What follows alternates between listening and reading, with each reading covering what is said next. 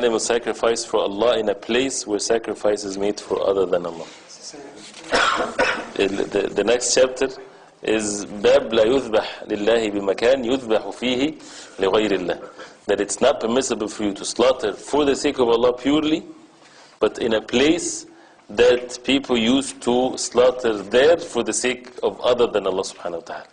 To that extent, Allah subhanahu wa ta'ala is protecting the tawheed and the oneness of worship of Allah subhanahu wa ta'ala. Although people are doing it only for the sake of Allah, and they don't care if it's the place was used for slaughtering for other than Allah, but their intention is they're doing it only for the sake of Allah and nothing else. But still it's forbidden for them to do it in a place that used to be used to slaughter for other than Allah subhanahu wa ta'ala, to protect the tawheed. Anything that would lead to matters of shirk, you would find that the deen of Allah subhanahu wa ta'ala, things will become forbidden, because it's the most virtuous, the most important thing in one's life. Cutting all the leads that can undermine the tawheed, it's something that is important.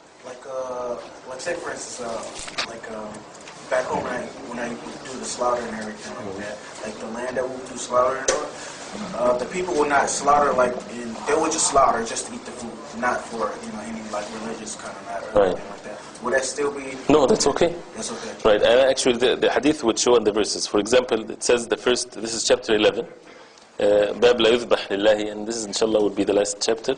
باب لا يذبح لله بمكان يذبح فيه لغير الله وقول الله تعالى لا تقم فيه أبدا لمسجد أسس على التقوى من أول يوم أحق أن تقوم فيه رجال يحبون أن يتطهروا والله يحب المطهرين, which means never stand you therein, verily the mosque whose foundation was laid from the first day on piety is more worthy that you stand therein to pray.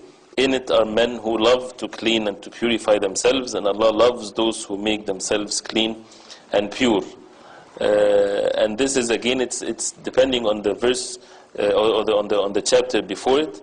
And again, you see the title: the make no animal sacrifice for Allah in a place where sacrifice is made for other than Allah subhanahu wa ta'ala. This verse, it shows that when the Prophet ﷺ was forbidden of making salah in a masjid that is built on the sin and on other than Allah subhanahu wa ta'ala, when it comes to the salah, that means since salah and dabh, they both go together, فَصَلِّ رَبِّكَ وَانْحَرْ, as we mentioned before. And in the verse, قُلْ إِنَّ صَلَاتِي وَنُسُكِي, my salah and my nusuk, they both go together.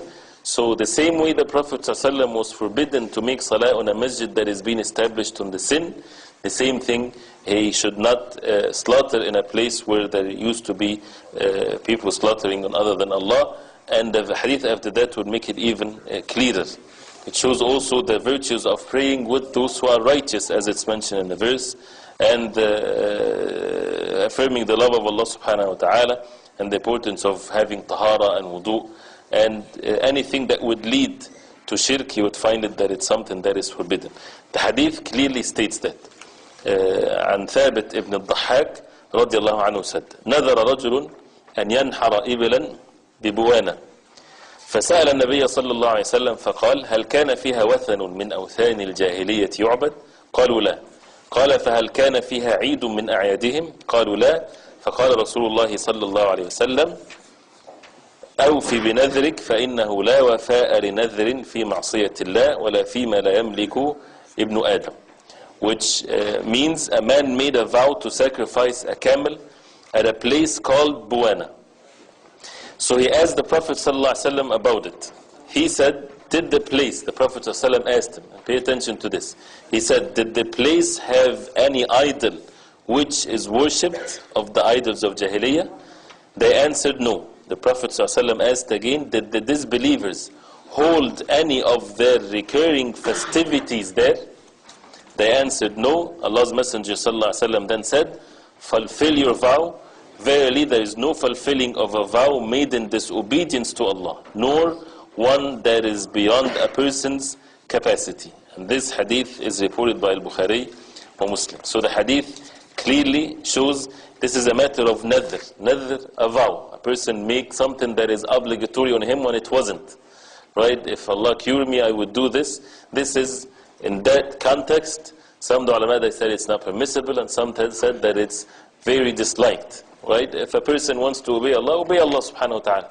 It's a matter, as the Prophet ﷺ said, in the meaning of which, that it gets from the miser, gets him to give for the sake of Allah subhanahu wa ta'ala.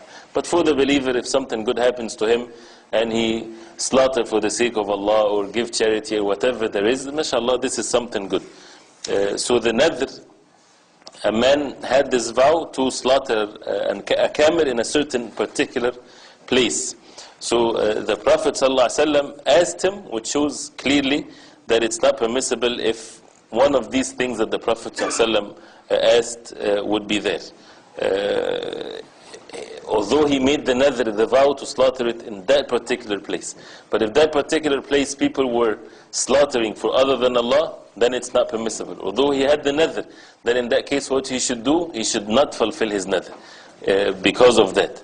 And also shows how the Prophet ﷺ asking him, before giving him the verdict, he would ask him first to make sure that he would make the matter very clear. And that slaughtering, a Muslim slaughtering in a place where the disbelievers, they take the place as a place of festivities, is not permissible. A place of festivities, or a place that they worship there other than Allah subhanahu wa ta'ala, or they slaughter other than Allah subhanahu wa ta'ala. Nadr al-ma'siyah, to make a vow to commit a sin, also is not permissible, as is mentioned in the hadith. That if it's something that a person have no capacity and no means to do it, if, for example, says, as the ulama that mentioned this example always, he would say on me, a vow on me that I would free the slave of so and so. He's not his slave. That means he have no power to free someone else's slave, right? So when he take this as a vow upon himself, it's not something that is in his capacity. That means he cannot do it. Which means that if the vow isn't something that is permissible, then it becomes obligatory, and the nadr or the vow is ibadah that has to be done only for the sake of Allah subhanahu wa ta'ala. In that case, if a person is not able to fulfill his vow, then he will expiate for this vow as if he would expiate for an oath, by feeding 10 people or clothing them. If he's not able, then fasting 3 days. But again, it's mandatory, of course, to fulfill one's vow. But the point of the hadith with the chapter, slaughtering in a place that people would slaughter there for other than the sake of Allah subhanahu wa ta'ala, or they used to do that to protect the matters of the tawheed, because slaughtering is an act of worship. And this is the end of chapter 11, inshallah. And we stop at this point.